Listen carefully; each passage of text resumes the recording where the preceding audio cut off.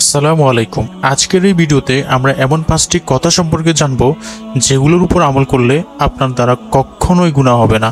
আর অনুরোধ রইল, আপনি যদি ইসলামিক ভিডিওকে ভালোবেসে থাকেন তাহলে এই ভিডিওতে একটি লাইক দিয়ে দিন। এক ব্যক্তি ইব্রাহিম বিন আদহামের নিকট উপস্থিত হয়ে বলল, আবু ইসহাক, আমি নিজের উপর অনেক জুলুম করেছি। আমাকে এমন কিছু শোনান যা আমার অন্তরে দাগ টেনে দিবে আর আমি গুনাহ থেকে বেরিয়ে আসতে পারবো। উত্তরে তিনি বললেন, যদি তুমি 5টি কথা গ্রহণ করতে ও মানতে পারো তবে কখনো গুনাহ তোমার ক্ষতি করতে পারবে না, আর দুনিয়ার ভোগবিলাস তোমাকে ধ্বংসের দিকে ধাবিত করতে সক্ষম হবে না। লোকটি বলল, আবু ইসহাক, কি সেই 5 কথা? তিনি বললেন, প্রথম কথা হলো, তুমি আল্লাহর নাফরমানি করতে চাইলে তার রিজিক খাবে না। লোকটি বলল, তাহলে কি খাবো? পৃথিবীতে যত রিজিক আছে সবই তো তার।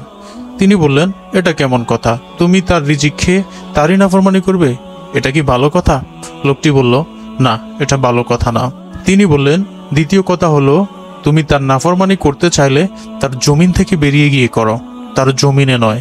লোকটি বলল, এটা তো প্রথমটার চেয়েও কঠিন। উত্তর মেরু থেকে দক্ষিণ মেরু সবই তো তার জমিন, তাহলে কোথায় যাব? তিনি বললেন, এটা কেমন কথা? তার রিজিক খেয়ে তার জমিনে থেকে তার নাফরমানি করবে?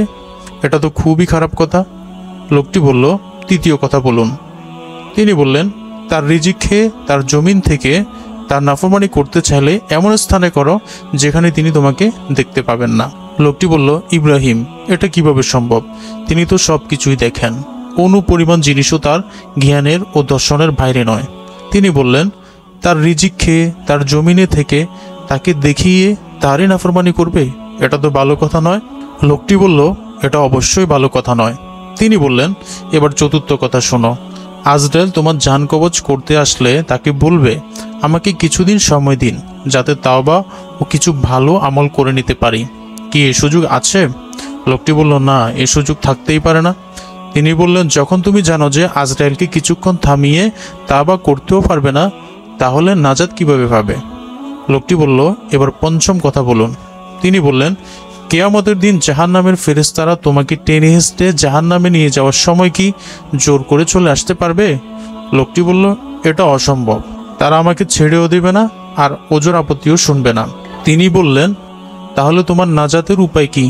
লোকটি বলল, ব্যাস, এই নসিহতই আমার জন্য যথেষ্ট। আমি খালেস নিয়তে আল্লাহর কাছে তওবা করলাম। তারপর লোকটি ইব্রাহিম বিন আদহামের সাহচর্য গ্রহণ করে বাকি জীবন আল্লাহর ইবাদত বন্দেগীতে কাটিয়ে দিল। সুবহানাল্লাহ।